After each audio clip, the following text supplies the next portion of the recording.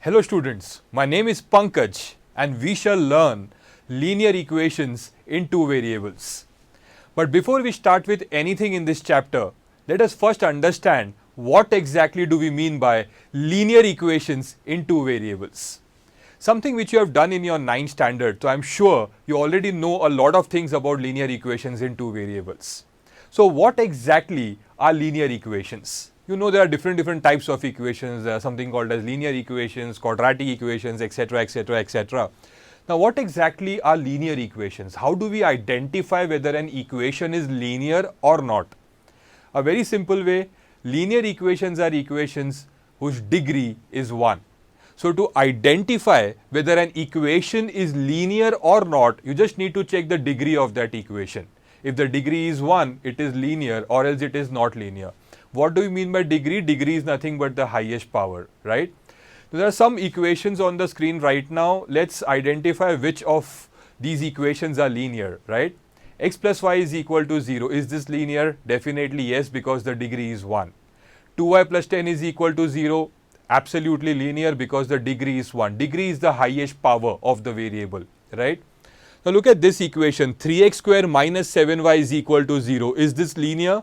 No, it is not, because the highest power is 2. So the degree is 2. It is not a linear equation. 4xy minus 5y minus 8 is equal to 0. Is this linear? You may feel it is, but it is not, because remember, xy is not a linear term. Whenever the term is xy, the degree is not 1. It is not a linear equation. Remember this. 4m plus 3n is equal to 12. Absolutely a linear equation. 0.2x plus 1.5y is equal to 9. Absolutely a linear equation. So basically the coefficients can be in decimal, the coefficients can be fraction, the coefficients can be any real number. What is important? The degree should be 1. The highest power of the variable should be 1. That is the most important thing for any equation to be linear, right? But in this chapter, we will only be dealing with linear equations which are having two variables in it, right? Now these are linear equations, but they are linear equations in one variable. These are not linear equations at all. So we won't be dealing with such equations. We will only be dealing with such equations in this, where the degree is 1 and there are two variables. So these are the linear equations in two variables. And in this chapter, we will be dealing with such type of equations, right? One more important thing that you all should know about linear equations in two variables, and that is the general form of linear equations in two variables.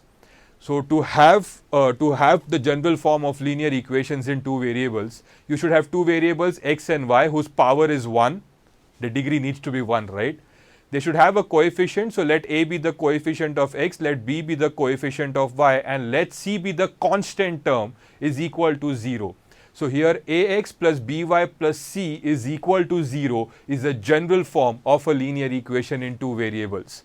Here a, b and c are real numbers, but a should not be equal to 0 and b should not be equal to 0.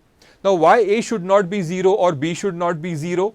Because if a becomes 0, 0 into x will become 0 and it will no longer remain a linear equation in two variables, it will become a linear equation in one variable.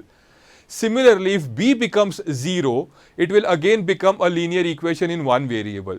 So for it to remain a linear equation in two variables, remember a should not be 0, that is the coefficient of x should not be 0, the coefficient of y should not be equal to 0.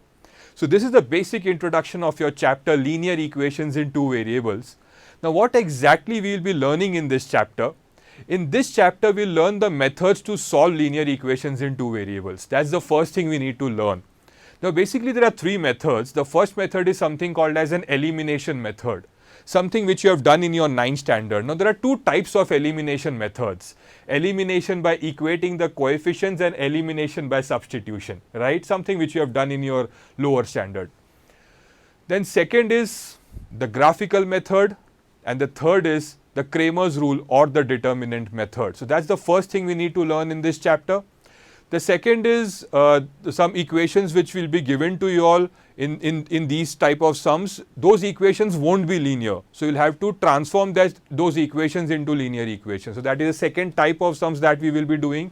And of course, your favorite, the word problems, the applications of linear equations. So these are the things that we need to learn in this chapter.